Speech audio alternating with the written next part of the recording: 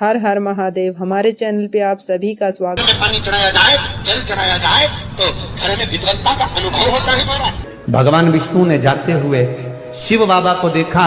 शंकर भगवान से भगवान नारायण ने कहा आप कुछ कहेंगे नहीं? भगवान शंकर कहते हैं नारायण चिंता मत करो, बार के दिन अगर की दाल चढ़ा कर जाएगा, चने की दाल को मंदिर के पीछे बैठकर ओम नमः शिवाय बोलकर जो नारायण को समर्पित करेगा उसके मनवांचित फल को मैं 3 महीने में पूरा कर दूंगा, उसके मन की कामना को मैं 3 माह में पूर्ण कर दूंगा। आज भी नियम है, चने की दाल को लेकर जाते मंदिर के पीछे बैठकर चने की दाल को लेकर ओम नमः शिवाय का जाप करते हैं। 7 बार ओम नमः शिवाय बोलकर चने की दाल वापस घूमकर भगवान विष्णु को समर्पित करी जाती है तो 3 महीने में मनोकामना पूरी हो जाती है। उस चने की दाल का इतना प्रमाण है, इतना प्रमाण। गुड़ जोड़ता, जितने समय अतिथि हमारे घर में रहे, मेहमान हमारे घर में रहे, जिसको हमने आरती के समय पर गुड़ दिया है, जिसको हमने गुड़ दिया है वो पाकर आनंद के साथ में। अच्छा, कभी तुमने सुना जो जिसके यहाँ पर गणेश जी नहीं होते, शादी ब्याह में अगर गणेश जी नहीं मिलते तो क्या करते हैं, वो गुड़ का जो ढेला होता है ना, उसी को आधा तोड़कर गणेश जी बना के रख देते हैं और उसी आधे गुड़ के ढेले का भोग लगा देते हैं। गुड़ का ही गणेश और गुड़ ही खजा। देखिए जरा भाव देखिए हमारे सनातन धर्म, भगवान को रिझाने का तरीका देखिए। अब कई लोग कहते हैं ये गुड़ से क्या होता है, ये मूंग से क्या होता है, ये धने से क्या होता है, चावल से क्या होता है, बेलपत्र से क्या होता है। अरे भाई, समर्पित करोगे, पाओगे तो जानोगे ना। सावन के बार के दिन जिस लड़का और लड़की का विवाह नहीं हो रहा, बहुत हताश हो गए, परेशान हो गए, विवाह संबंध जमी नहीं रहा, किसी भी बुधवार के दिन तांबे के कलश में चने की दाल को भर लीजिए, किसी भी बुधवार, और तांबे के कलश में चने की दाल को भर लो, उसमें 2 गोल सुपारी रख लो, पूजन वाली सुपारी रखकर 2 सिक्के उसमें रख लो, पीले कपड़े से मुख बांध दो, उसका पूजन करो बुधवार के दिन भी, और गुरुवार के दिन उसका पूजन स्नान करने के बाद करना, पर घर में किसी से बात मत करना, मुख से शब्द मत बोलना, मुख झूठा मत करना। पूजन करने के बाद उल्टे हाथ पर कलश को रखकर सीधे हाथ से ढककर कोई ब्राह्मण के घर में जाकर साथ में किसी को ले जाओ, बिना बोले, बिना बात करे, बिना कहे, साथ जाकर ब्राह्मण का दरवाजा बजा दे, बात कर ले और में गया वो, पर तुम्हें नहीं बोलना है। और वो कलश ब्राह्मण के अपनी कामना कर कर वो कलश का दान दे दिया जाए। महाराज, ज्यादा से ज्यादा 4 महीना 3 महीने के अंदर विवाह संबंध पक्का हो जाता है।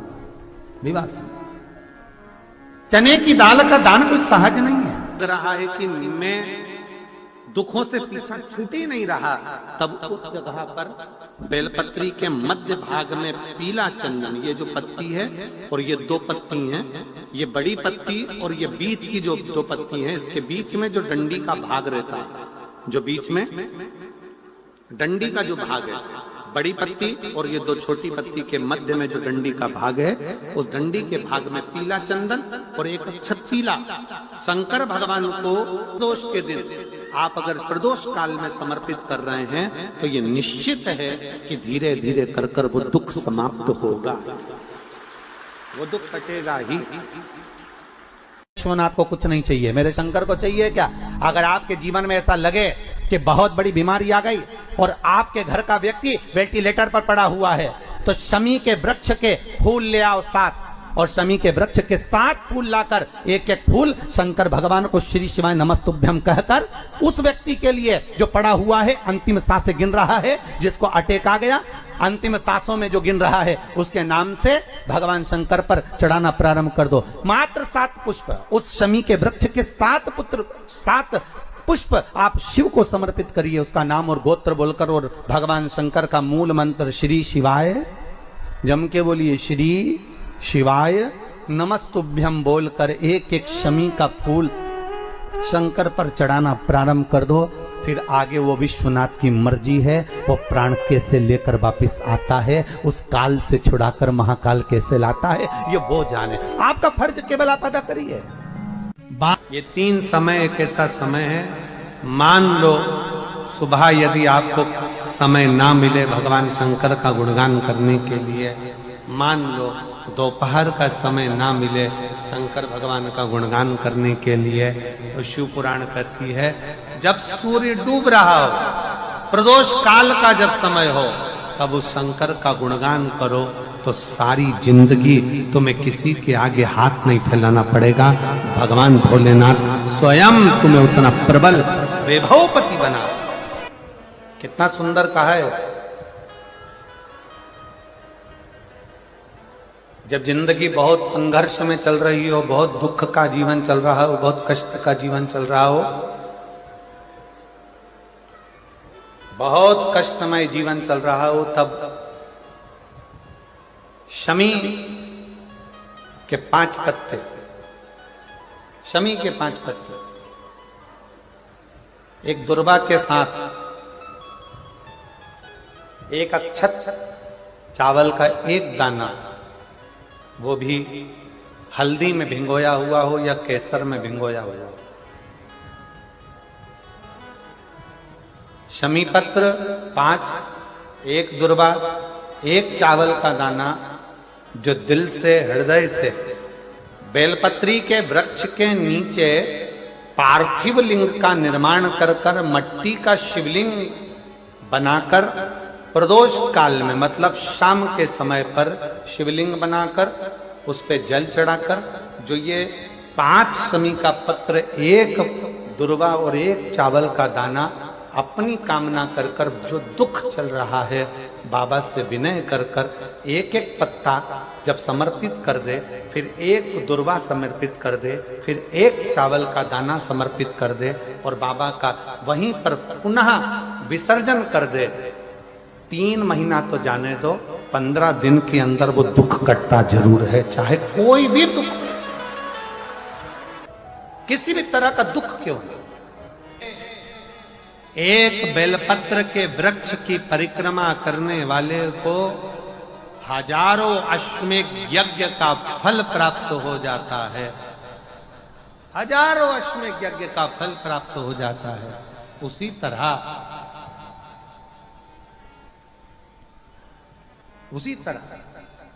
एक पार्थिव लिंग का निर्माण करने वाले को, मिट्टी का शिवलिंग का निर्माण कर कर पूजन करने वालों को 12 ज्योतिर्लिंग के शिवलिंग के दर्शन का पुण्य फल प्राप्त। जब श्री बद्रीनाथ भगवान विश्राम करते हैं, पट जब बंद होते हैं, तो मेरे नारायण के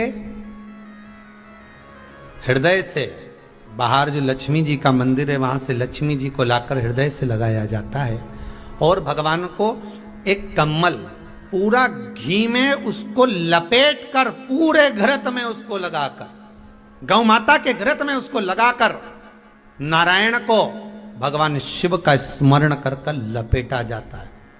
भगवान नारायण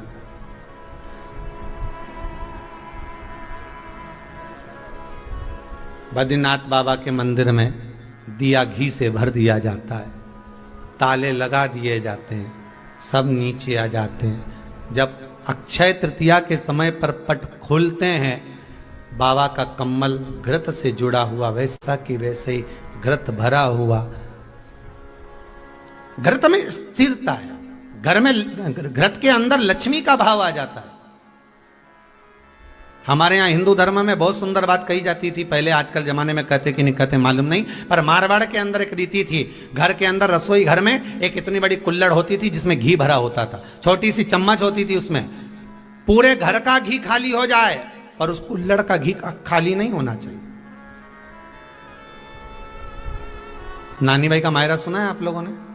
अगर नानी भाई का मायरा सुना होगा तो नानी भाई के मायरे में नरसिंह मेहता जी की जो दादी के प्राण छूटे थे, वो केवल इसी बात पे छूटे थे। अगर नानी भाई का मायरा सुना होगा तो आपको मालूम होगा, नानी भाई के मायरे में जब नरसिंह मेहता भोजन करने के लिए बैठे तो नरसिंह मेहता की भाभी दुरत गौरी ने कह दिया दादी के सामने, जब दादी बोली क्यों इसकी रोटी में घी नहीं लगा, तो कहा कुल्हड़ का घी समाप्त हो गया है, रसोई घर में जो बाटकी रखी थी उसका घी समाप्त हो गया। जय कुंवर भाई को चिंता लग गई, आंखों से अश्रु बहने लगे और जय कुंवर भाई नरसिंह मेहता की दादी प्राणों को छोड़ दी कि मेरे रसोई घर का घी समाप्त हो गया, मतलब ये घर अब बर्बाद होने में देरी नहीं लगेगी। नानी भाई का मायरा कहता है दादी के प्राण छूट गए थे, नैनों से नीर बह रहा था, केवल जरा सा संवाद। शास्त्र कहता है घर के रसोई घर में जिस बाटकी से आप रोटी पर घी लगाते उसकी बाटकी में भले आधा चम्मच घी पड़ा पर पड़े रहना चाहिए। क्यों? वो लक्ष्मी को घटने नहीं देता। जिस दिन बाटकी मंज जाए, साफ हो जाए, उसी दिन उसको धोकर पोंछ कर वापस भर देना चाहिए। अगर बाटकी गंदी हो गई तो आप धो पोछो, मना नहीं है, पर उसको धोने पोंछने से पहले एक कटोरी में घी भर दो, चम्मच रख दो। पर रसोई घर में बाटकी में घी होना चाहिए और उसमें आप डालते रहो और लगाते रहो, रोटी में चलेगा, पर बाटकी का घी समाप्त नहीं होना चाहिए, कुल्हड़ का घी समाप्त नहीं होना चाहिए। वो बरकत है, वो भंडार है, वो संपदा है हमारी। घृत वैभव देता है, घृत वैभव प्रदान कर।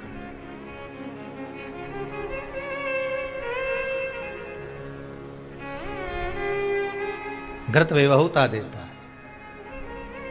कितना सुंदर कहा है। शंकर भगवान के शिवलिंग पर घृत चढ़ाने के बाद आपने दही चढ़ाया शिव जी को, ठीक है, आपने दूध चढ़ाया, जल चढ़ाया, दही चढ़ाया, शहद चढ़ाया, शक्कर चढ़ाई, मिष्ठान चढ़ाया, जो भी आप शिव जी को चढ़ा रहे हो उसमें से केवल एक पदार्थ, एक वस्तु, घी शंकर के शिवलिंग पर चढ़ाने के बाद में उसी शिवलिंग का घृत, जहां शिवलिंग रखा हुआ है, शिवलिंग जहां रखा रहता है उस कटी पर उस घृत से हस्त फेर देना चाहिए अपनी मनोकामना कर कर। जो अभिषेक आपने किया है वो अभिषेक का फल भगवान भोलेनाथ कुछ ही दिन में प्रदान कर देते हैं। मात्र उंगली फेर देने पर, घृत पात्र की उंगली, घृत का जो आप अभिषेक कर रहे हो, जल चढ़ा रहे हो, दूध चढ़ा रहे हो, आप पंचामृत सामग्री समर्पित कर रहे हो, आप दुनिया की सारी वस्तु भगवान को दे रहे हो, तो घी चढ़ाते समय जब घी चढ़ जाए, शंकर के शिवलिंग पर घी चढ़ गया, उसकी एक उंगली लेकर शिव मंदिर में जहां शंकर जी पिंडी पर बैठे हैं उस जलाधारी पर जो शिवलिंग रखा हुआ है उसके चारों तरफ उस घृत को लगा देना चाहिए अपनी कामना कर कर। महाराज शिव उसको स्वीकार करता है। क्यों? शंकर और हर हर पार्वती के महादेव। मिलन हमारे चैनल पे आप सभी का स्वागत।